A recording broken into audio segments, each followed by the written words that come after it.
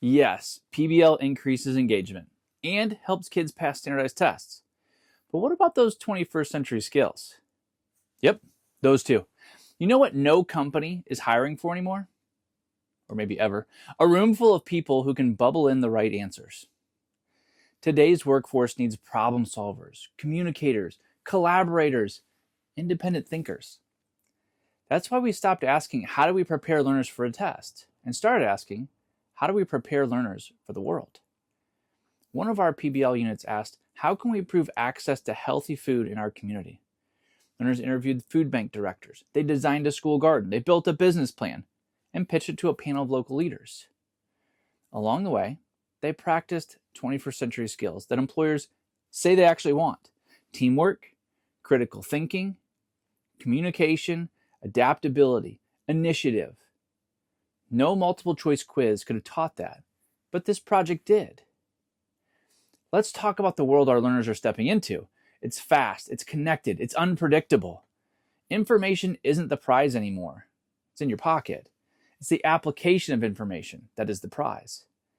Employers aren't hiring based on who can bubble the best answers. They're asking, can you solve problems? Can you work in a team?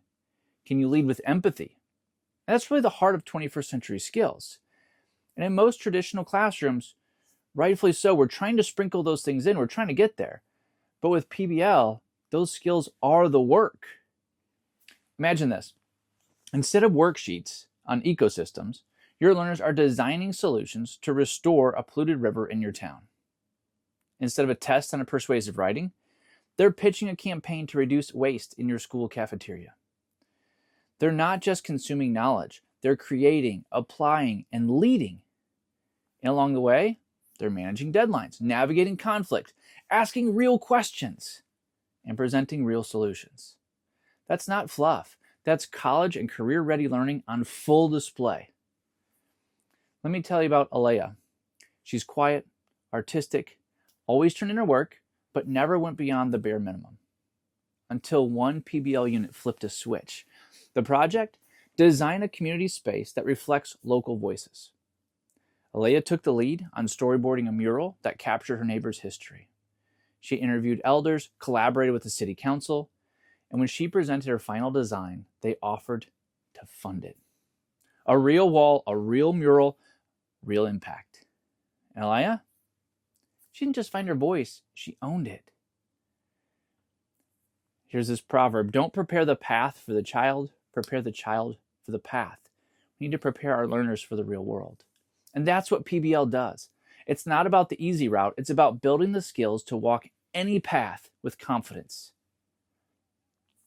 Here's the secret. Project-based learning is effective because it mirrors the real world. It doesn't just mirror the world, they're actually in the real world. Learners take ownership. They face ambiguity. They have hard decisions to make, and they learn from the outcomes. Those soft skills that everyone talks about, they become hardwired when you do real work with real purpose. You're not adding one more thing. You're replacing passive learning with powerful, empowered learning. And that shift transforms your classroom. It can transform your school, and absolutely transforms your learners' futures. If you're a solo PBL teacher or a school leader, check the description down below to see how you can get resources and courses that you need to move forward with PBL. The next video is for those who have tried PBL and it didn't work out. Or maybe if you want to be proactive and avoid the wrong path, check it out.